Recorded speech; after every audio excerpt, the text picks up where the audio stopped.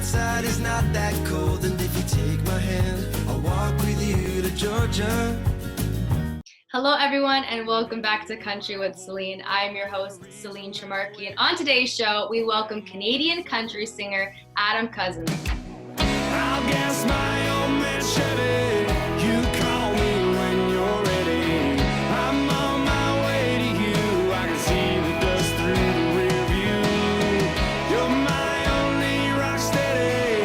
I love you if you let me. Must be something in the air tonight. Can you feel it, babe? It feels like the rest of our lives. Adam, how are you doing today? Wonderful, Celine. How are you doing? I'm doing great. Thanks for asking. That's Okay, good. so let's get to know you a little bit more. Where'd you grow up? I grew up in a little town of Brussels, Ontario. Originally born and raised there until I was probably in my 20s, and then I moved out. But born and raised, and it was about 800 people when I grew up. Very small town, country living, blue collar town, and all you did was work on a farm or get the heck out of there. So that's kind of what I did, but it was a great little town, and I still visit there very often because my parents are still there, obviously. But yeah. So when you said you got the heck out of there, was that because you wanted to pursue a country music career, or was it something you just wanted to actually leave and maybe you decided to take up something else and then came to country music? So I wanted country music ever since I can remember, like grade 5. I picked up a guitar and fell in love with it and started my guitar lessons and all that stuff. And I knew that this was something that I wanted to do. And so my parents, being the, how do you say, the real world thinkers, I guess, made me have a backup plan. And so I went to school for electrical engineering technician. Went to school for 2 years up in Barrie, moved out, and kind of got to see the world a little bit and spread my wings, as it were. Then I moved back home for a little bit just to find some work and whatnot, and then I ended up moving to London the past 6 years. Okay, so I mean, your parents aren't wrong when it comes to that. I mean, they bring you back to earth sometimes, because I mean, like, when we're young, we have dreams of doing, and I'm not degrading it. I'm not saying that someone can't be an astronaut if they want to be an astronaut, but there's some certain things where our family want the best for us, right? And they want to bring us back down and stuff. And it's good to have a backup plan, but sometimes when you know what you want to do, you don't necessarily need the backup plan, because that's what you're going to do, and you put all your might into it, and that's what you go out and achieve. And that's what you're exactly doing too right now. So are you an electrician part-time as you do country music? Yeah, I am a full-time an electrician. I'm waiting to do my license right now. I just actually started a job up in Kincardine at a place called Bruce Power. So I've kind of had that backup plan working a little more than I would like. Last year I did music full time for the summer, just with COVID and everything. It was a little bit of a struggle, so I had to go back and find some work. And I know a lot of musicians were feeling the heat from that. But yeah, full time electrician right now, and then doing music on the side and constantly making music and playing gigs and shows and whatnot. So trying to still make it, as it were. It's funny that you say that, because that's why it's good to have a backup plan, especially when in times like these, because none of us expected this to happen. And Absolutely. People in the music industry, in the entertainment industry, it hit us hard, especially you guys who wanted to go out and perform. No large crowds, no this, no that, restrictions on everything. You could only have like 5 people in your house at some points. It was crazy, to say the least, especially if you were in Ontario. It was absolutely insane.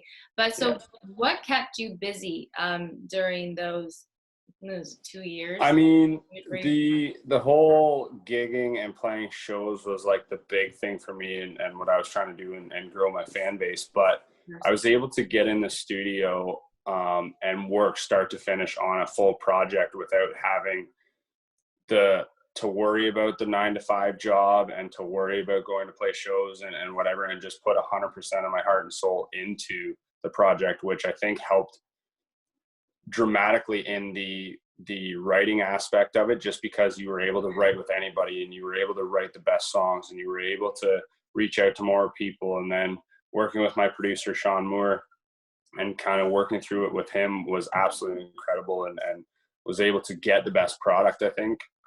Whereas if you're working or constantly gigging, you don't have as much time to write and reach out to certain people. But I think like that, it was a double-edged sword at that time. So I wasn't obviously making money gigging and whatever, but I was putting a lot of time and effort into the studio, which I think I honed my sound of what I wanted to do and really got where I wanted to be as an artist in my sound wise. So now the next step is being able to take that stepping stone and grow into something where I can now play the bigger shows and show people what I have and have that bigger fan base to be able to, play the fairs, play the festivals and open up for bigger artists and kind of make that next step. So it was good and bad in a lot of ways, but yeah, just building a big stepping stone for myself and my career. So yeah, those 2 years were definitely a time for artists to develop their craft and get better at what they want to do, because they didn't have to worry about that 9 to 5, like you were saying. They didn't have to worry about actually going out, doing this, doing that. It was just, I'm home. I'm going to work on something that I truly love. And that's where we saw a lot of people become bakers. Have you not noticed that? Like, so many people became bakers during like the random at home, like, I'm gonna make t-shirts, I'm gonna make little trinkets, and all of a sudden it's like there's this massive business you just built like out of nowhere, and making a lot of money or at least a comfortable income that you can work from home and then still do music or craziness. It was really crazy. So when you really look back on those 2 years, I say 2 years because I think it was 2 years or maybe 3. It was like, yeah, it was something like that. It was a blessing in a way as well, because everybody got to pause on their life, because we were all go, go, go for so long. And then we kind of got to regroup and figure out ourselves, figure out what we want to actually do with our lives and stuff like that. So in a way, it was a blessing. But now coming up, 2022, this year is finally normal. It's like, please don't jinx that. Please don't. I was just going to say, I'm like, whoa, hold on. I realized that after I said it. But so upcoming shows. So before we jump into that, let's just take it back a little bit and chat your latest single that you just released in March called Our Lives. You have such a country voice, and I honestly fell in love with that song. And please take me through the story of that. Well, first of all, thank you. I really appreciate the comments, and it was truly a sound where what I was working towards, and I think I found that in Our Lives and where I wanted to go as an artist. So yeah, the whole story behind it was actually a very simple one, to say the least. The night I wrote, so Owen Regling, him and I have been buddies for a few years now, and we actually grew up probably half an hour away from each other. He was in Mildmay and I was in Brussels. And so to have that same kind of lifestyle and same kind of thought processes and small town, living in blue collar town, we were able to get together quick, right? We only had an hour because we were both going into another session with other people. And so we sat down, we're like, okay, where are we wanting to go with this? He brought me a song that was already verse chorus, and I instantly fell in love.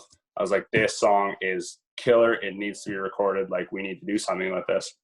So we went back and forth on some ideas. We kind of weren't 100% sure where we wanted to go with the second verse. And so we actually, I kind of went on my own after the conversation and wrote the whole second verse, and it blew it out of the park. And Owen brought such an incredible song and a vocal style that I was looking for, and to be able to do that and bring it to what it was lyrically was incredible.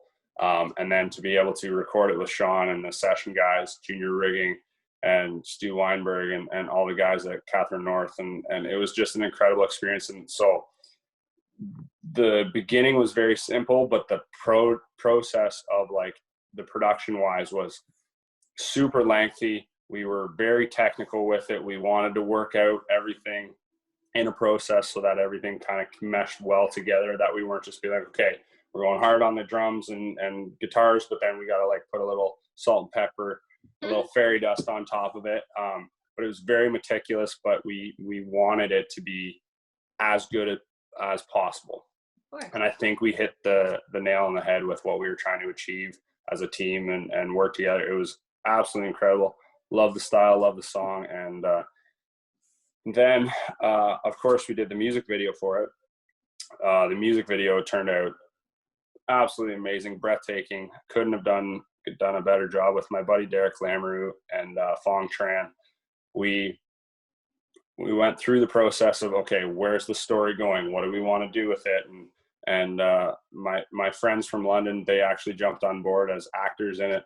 And Jordan and Andrew, they were incredible actors. And we ended up going to another buddy's cottage up in Wyerton, filming the whole thing in 2 days. We went up on a Friday, came home on a Sunday morning.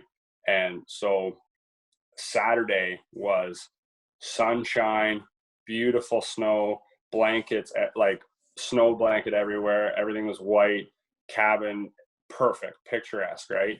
And so we wake up Sunday morning and all of a sudden you get the flip-flop, which was a perfect little snow, just crystals going down and very quaint.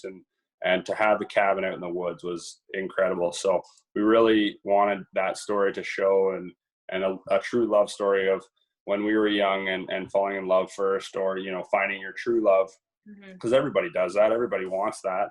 And so, you know, to reach out to the fans and really engage with them on a more personal level where they can, you know, look at the song and fall in love themselves. So it was an incredible experience through the whole way, but I think we put a year's worth of work into it, and it definitely shows. So I'm hoping everybody loves it. No, you did a beautiful job. Even I thought it was a beautiful job. And you're an artist. You want everything to be perfect. So you're going to hone in on every little detail and make sure it's to the T of what you want. And the fact that it snowed the next day, hey, everything happens for a reason. So, I mean, there was definitely a reason as to why you guys decided to go up that day and it snowed the next. But a cabin in the woods, I don't know how I feel about that. I don't know if I could ever stay in a cabin in the woods, but it is very romantic. I will say that, though. It's very romantic, but I mean, I've seen lots of horror movies, so I don't know. But overall, no, it was a really good song and a really good music video. Thank you. And you did find your sound, perfect country type of sound. Now you have 2 more singles that you're going to be releasing this year. Yes. Okay. I actually just got the mixes back for them, both of them this week. They are completely different. All 3 of the songs, we recorded all 3 of them at Catherine North, and same guys, same, you know, the whole process was very similar to what we did with our lives, but the sound is a change from song to song. So we wanted to really show myself as an artist and what I can do and what I bring to the table, and to be able to craft something that was, you know, a little bit of rock and roll, a little bit of honky tonk, and a little bit of you know, breakup sad songs, but to be able to reach a little more fans and show a part of my life, because that's all the things that I grew up on. I grew up on rock and roll. I grew up on country, honky tonks, and I was going through a breakup at the time, and to be able to show that through all 3 of these songs is incredible. So the first one we got coming in August is Let It Rip. Absolute honky tonk song. Get your feet tapping, crank it up, and get dancing, because this song is a powerhouse. I think it is going to do incredible. I cannot wait to share it with people. I love the song. I know everybody that hears it loves the song, and we'll see how that one does. We're going to radio with it as well, and hopefully it does well there. And then we have another one called In the End, which is a little bit of a slower breakup song, a lot more Chris Stapleton vibes. But we had the idea, obviously I was going through a breakup at the time, and to be able to bring those lyrics from my own perspective out and have, you know, the connection I can with my fans and share a little bit of myself a little more. But that one's going to be released in October, November. We're just doing a little digital release and kind of rounding out the sound through the year. So, and then we're working on another new project that's going to be starting sometime in July and August for the following year as well. So lots going on. That's an exciting rest of the year for you, really busy Yes. rest of the year. But we love a good contrast. So you have a sad song, you have a love song, and then you're gonna have a honky tonk song, which I'm sure everybody here in Woodbridge is going to hate me after that releases, because I'll be blasting that around here. And you know, Woodbridge is not a country place, let's just say that. No. But we're gonna make it a country place. Absolutely. Now, upcoming shows. So you just said you have quite a busy year now. Are we performing anywhere this summer? Music festivals? Any concerts? What's going on with that? Yeah, absolutely. I am pretty well booked from now until September, which is every weekend. There's one or two things going on. There's lots of private events, weddings, little bar gigs, and shows like that. But the major ones we are doing is one of them this weekend. We have the Rutabaga Festival in Blythe, which is a little bit of a smaller show, but big crowd, lots of small town people come on out for that one. And, you know, it's going to be a really good time. And then another one we have is Hagersville. Hagersville Rocks is July 23rd. That one I am super excited for. So that one is Aaron Pritchett is headlining and Dan Davidson. So opening up for those guys and Kelsey Kulik and Nicole Ray and, you know, Jess and Tay, absolutely amazing artists that are on that bill. So super excited to play that show. And then obviously we have Boot Hill Jamboree in August long weekend. That's in Chatham, I believe it is. And that one's an incredible, you know, 3-day show, 3-day festival that super, super excited to be a part of. So hope to see everyone out there. And now where can you buy tickets for these festivals? These ones you can buy for Hagersville. You can get them online at Hagersville Rocks through my Instagram. You can just click on some links through that. And then Boot Hill Jamboree, same thing. We got a couple promos that are coming out with all those stuff, and you can buy them through their websites and yeah, all my socials. It's going to be really exciting, and I'm sure people are going to definitely come out to that. But hold up, you said weddings? You perform at weddings? Absolutely. That's amazing. Okay, how is that? How is that? Do you like it? I'm sure it's a very different show. So with fairs and festivals, you can show yourself as an artist and you know, connect with a lot more artists that way. But there's nothing like a wedding. Like there's so many people that are just there to party and have a great time, and you play the classics, you play the honky tonks and you know, all the bar songs that you can think of. But yeah, I play ceremonies, I play cocktail hours, I play receptions, I do it all. And so yeah, I start to finish, and my guys come out with me, my band, and we all have a blast at them. So yeah, play lots of weddings for sure. Well, everyone, hit up Adam Cousins if you guys have a wedding coming up. Absolutely. For graduations and ceremony, anything. There you go. Hit him up. Oh, that's awesome. I think I might use you sometime too. Absolutely. Now, Adam, before I let you go, I saw this on your Instagram, and those 3 boys, are those your kids? Are they? They're adorable. They are not mine. They are they're not my yours. kids. So they are my sisters. So I have 3 incredible nephews, as well as a niece that just got born recently. And those boys are my heart and soul. We have Caden, who is the oldest, who is a crazy wild child that just has so much energy and is probably one of my biggest fans. I kid you not, this kid has listened to my songs probably over 5,000 times. Hold up. It's because you forced him, didn't you? I didn't do a thing. I didn't do a thing. He from whenever he could talk, and every time Uncle Ad came on the TV, my music videos or Spotify or anything like that, Adam's new song, Adam's new song, Adam's new song. And he has listened to everything start to finish. My sister and my brother-in-law, they keep bugging me. They're like, you need to put in new music because like we're getting tired of the old ones. They listen to it so often. That's adorable. He is my biggest fan, 100% hands down. And then we have Nixon, who's the next one. So he's just starting to figure out that I play guitar and sing. So he's starting to be another big fan of mine. And it's all about Adam's new songs and wants to hear them as well. And those boys are absolutely incredible. I don't know what I would do without them. And then the third, last but not least, third boy is Mason. So he's just starting to run around. And so he was the one that is at the kitchen table when I was playing. And he was trying to strum my guitar on Instagram there. Thank you. And yes, they have my heart and soul. And eventually Kaylee will be there.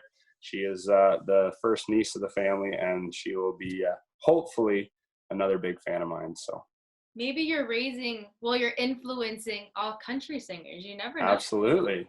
Well, they each got a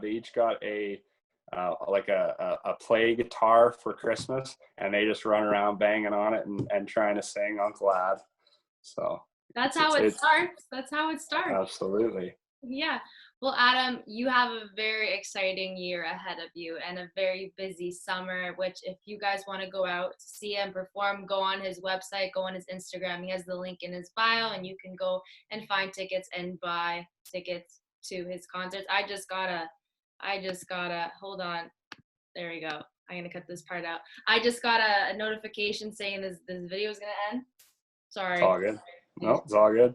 But yes, if you guys want to go check him out at the concerts, festivals this season, go on to his website, Adam Cousins Music. AdamCousinsMusic.ca for my website, Facebook at Adam Cousins Music, Instagram at Adam Cousins_music. You can find me on TikTok. You can find me on Spotify, Adam Cousins Music on there. You can search Amazon, Apple, YouTube, wherever you get your music, it will be there. All my videos are up on YouTube and Facebook. It really helps us out as an artist if you guys stream, play, do whatever you can, crank it up. You know, I keep telling people, when you go to bed at night, just put it on repeat and turn the volume down. It really helps us as artists, and it's truly incredible. Oh, as well, before I forget, you can also get it on radio, country radio. You can get Our Lives all across Canada. And Sirius XM 171 picked it up, which was absolutely incredible for that song. So thank you to everyone who has supported and been a part of this journey with me. I can't wait to continue. Adam, I don't even think I need to say anything. I think you did a perfect way to end off this interview. You just stole my job from listing all the links. So thank you very much. And Adam, it was a pleasure to talk to you. Thank you, Celine. I appreciate it. And, Can you feel it, babe? It feels